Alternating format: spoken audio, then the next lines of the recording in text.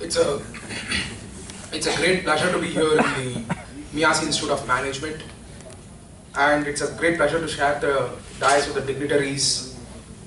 ED of the MEASI Institute of Management, Mr. Mohammad Ashraf Sahib, and also the Dr. D. Nizar Ahmad, the Director of the MEASI Institute of Management. It's a great pleasure to be here in the National Conference, third National Conference, under the theme, the Economic and Social Science Development, Manage Issues in the Modern Business Environment. Very important conference indeed, and it's a very important theme for the present situation in the country. If you look at the topic, the economic and social science development, it's a crux based on which the entrepreneurship should develop in the country. If you look at the problems that's happening around, you can become an entrepreneur. That's a simple solution you can have. If you look at any innovation that has happened in the country, look at any innovation that has happened globally, all the innovations were focused on the problem. So as a student of the Management Institute and also the dignitaries from the outside the institute who has come for attending this session, that we have to clearly understand that moment we are able to identify a problem in the society, that everybody can become an innovator.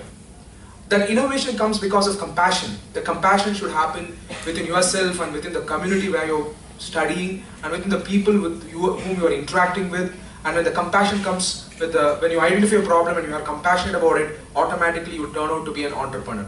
That's how the entire business actually has thrived over a period of time. Today, if you look at India, India's profile is with the youth population. And as the youth population, you are there and we are there in the youth population. The youth population is categorized as 25 years to 35 years of age, which is about 60% of the population who are eligible to go for employment and are set to become an entrepreneur.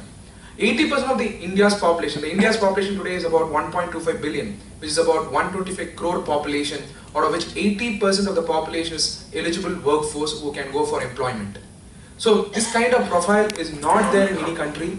This kind of opportunity is not there in any country. The greatest asset we have is a human capital. If you're going to tap this human capital and if you're going to use this human capital, it's not only going to become an asset for the nation, it's going to become the asset for the entire globe. Because the entire other countries around the world lack human capital, which India is already having, where you and me are there under that human capital. Now, how do we capitalize this human capital? That's where this kind of a session, that's where this kind of a orientation becomes very, very important. Today, knowing your syllabus, today knowing what is there in your book is maybe an important thing, but that is not the fulfilling exercise of an education. What is education? The education is about bringing awareness about what's happening around you. Education is just not about reading the books, having a theoretical knowledge. The theoretical knowledge may give you good grades, but the theoretical knowledge may not give you an opportunity in the life to work on. So it's a responsibility that each and every student carry here to ensure that we uplift the society where we are living together. So when you are ideally a student in a college, when you are actually engaged in this kind of activity, what happens is you will identify, it's an opportunity to identify the interest, identify the passion with which you can work on. So the moment you identify your passion, that becomes your career, automatically the development happens around. Because you're going to do something which you enjoy, you're going to do something which is productive to the society, and which you're going to do something which you're going to do throughout your life. When that sustainability from your activity comes, automatically the development will happen around it. The Indian economic model is a unique economic model. The Indian economic development can happen only with the youth capital of the country. So if this youth capital has to be empowered, the most important thing is the education, which these kind of education, reputed education institutions are providing. So the theoretical knowledge is one thing, and understanding the problems are the next thing. And these problems, moment you identify, you can work on it. That's very, very important. That's where the conference title, Economic and Social Science Development. So social development. So that's the theme of the conference. And all the speakers, I understand from the dignitaries present here, that all the speakers have highlighted about the development of the society through the entrepreneurship or going for the employment. The exercise of the government, today you look at the government, both the state government as well as the central government, every government is actually trying to bring the policy which is useful for the youth of this country.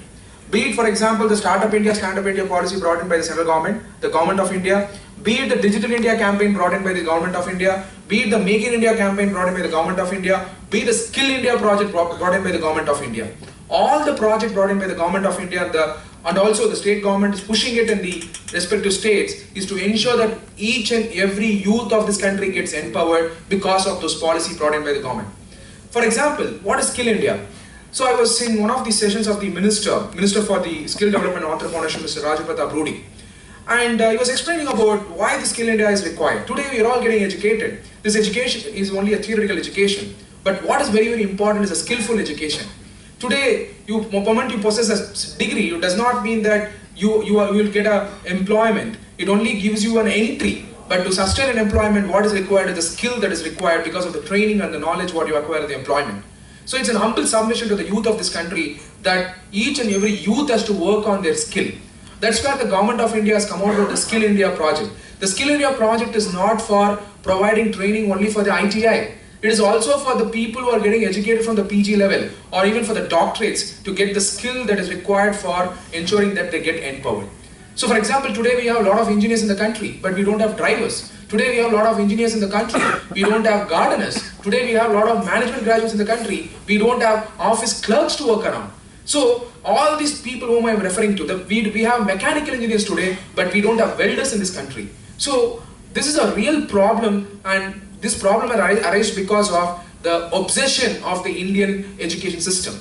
So the education system, along with the skill that required to be developed, if you develop, you're going to be the powerful person in your chosen field of career, and it should be supported by the passion. So ideally, the government of India has come out with a skill to ensure that all the youth of this country get skilled. And second thing, the Make in India. The government of India has come out with the Make in India project because there was a domestic manufacturing issue because of that the employment opportunities were not generated in the past decade. So to ensure that when the domestic manufacturing goes up, when the manufacturing companies actually lift up, automatically your employment opportunities created. That's where the Make in India campaign also has been brought in by the government of India. And the third project that government of India has brought in is your Digital India campaign. What is this Digital India campaign? It is not about penetrating only through internet. Digital India campaign is the power to empower. The Digital India campaign is the campaign to provide the technology for the poorest of the poor of the country. It is a Digital India is a campaign. Digital India is a campaign which will shift the India from a developing nation to a developed nation. And this is the proposition, because the digitalization, all that you require today is we have young talents, we have problems on one side, and we need technology to enable it.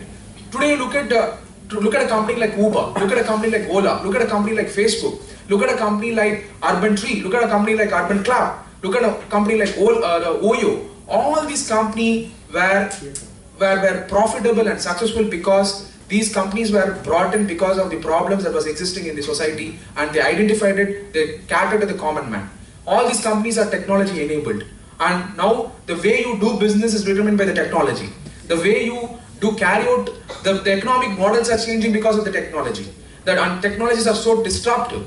Ma'am was talking about Steve Jobs. Steve Jobs is considered to be the father of the smartphone, because when he introduced iPhone, nobody here believed that one day you will own an iPhone or a smartphone.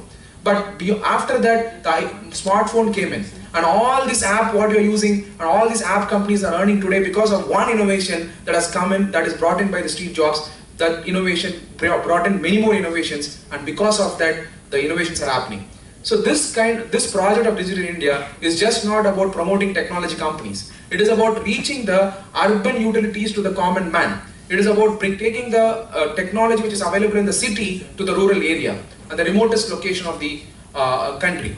Under that, we have a lot of pillars. 9 pillars are there in the Digital India. As a paucity of time, I'm not going to discuss about all those things. But one of the important things that is happening under the Digital India is the community service centers. Under that, if you look at it, it's a great opportunity for the women to get engaged as an entrepreneur. Under these community centers will be established, being established in the rural places where a lot of services will be provided from the banking, insurance, and all those services will be provided. Ticketing, passport application, filing, all the services will be provided in a constructed place as community service centers. Around 20% of the entrepreneurs in this community service centers presently established are women.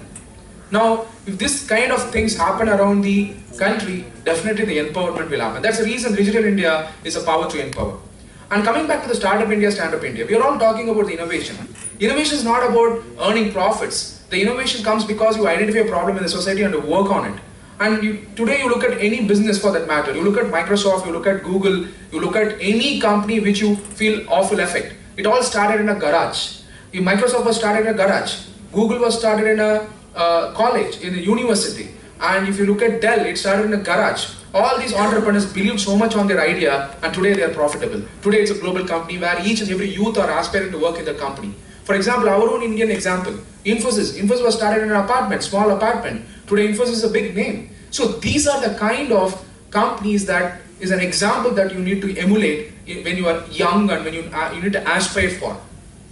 Today, this Startup India is an effort by the government of India to promote the entrepreneurs that is there within the student.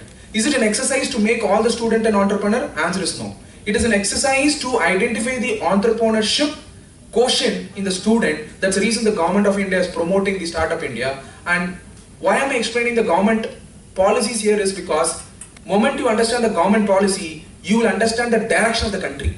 Moment you understand the direction of the country, you can go along with the flow with the direction of the country so that your success rate is ensured. So you may not work on a project or a path which is silo or different from the path of the country. So when you align your objective with the government of India and when you align with the objective of the nation, automatically success will come. So the Startup India is a project to promote entrepreneurship, and with that a lot of incentives are provided by the government of India, and the state government has also promoted the entrepreneurship policy. Each and every state government, be it Tamil Nadu, be it Telangana, be it Andhra Pradesh, be it Kerala, so any state government along with the central government policies, they are also bringing the same set of policies to bring through a cooperative federalism mode to ensure that you people get empowered. So the agenda of the country today is the youth, and the agenda of the country is you. So that you need to use all these benefits that is available. Not only that, it's an agenda of the India. If you look at the agenda of the globe, agenda of the world is also the development, sustainable development. The United Nations, as actually on September 2015, has moved from the Millennium Development Goals to Sustainable Development Goals, which has identified 17 goals. If you look at the 17 goals, it is about, first goal is no poverty, second is zero hunger, 3 is the good health and well-being, quality education, gender equality, clean water and sanitation, and then affordable and clean energy, decent work and economic growth, industry, innovation, infrastructure, reduced inequalities, sustainable cities and communities, responsible consumption and production, climate action, life below water, life on land, peace, justice and strong institution and partnership for the goals. These are the 17 goals. These are the global problems. All the 17 problems are there in the country. This is a challenge in India because India accounts for 1/6 of the global population. So when the entire population is there here, the 17 problems are also here. So this is not a problem.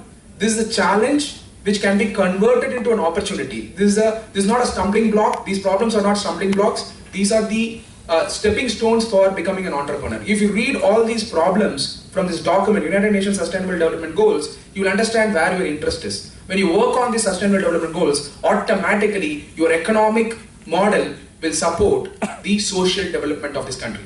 So there's a squarely I wanted to give us an advice here, or rather as a guidance here, so that you people will pick up this and ensure that you work on these problems and make India the superpower, which is the vision of our people's president, APJ Abdul Kalam. So the Vision 2020 also speaks about the same thing, the user pyramid model. He talks about the urban utility to be available for the rural area also. So, alright, thank you so much for this wonderful opportunity. I feel that this kind of institution of reputation, of MEASI Institute of Management has a lot of help from the university and a lot of help from the students also, a lot of help from the faculties, and the leadership is very dynamic to ensure that it caters to the requirement of the student.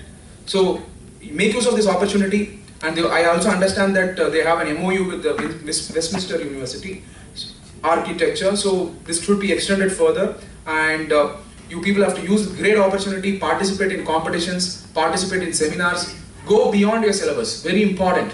Go beyond your syllabus, identify your interest, spend your, as a youth of this country, spend your time on a worthful project, spend your time on the development of you. When you develop yourself, automatically the development of the nation also happens. So self-empowerment is a nation's empowerment. When you empower yourself, you empower others also around. bring a positive energy and in the place wherever you are. So don't spend your time on an unproductive thing. Spend on the time which will create your successful personality within you. That's very, very important. Invest your time. Today, technology is a very, very useful exercise. Whether you study in a remotest village or you study in a city, it doesn't make a difference because the YouTube is there and technology is there. Thank you so much for this wonderful opportunity. I look forward to meeting you all shortly. Thank you so much.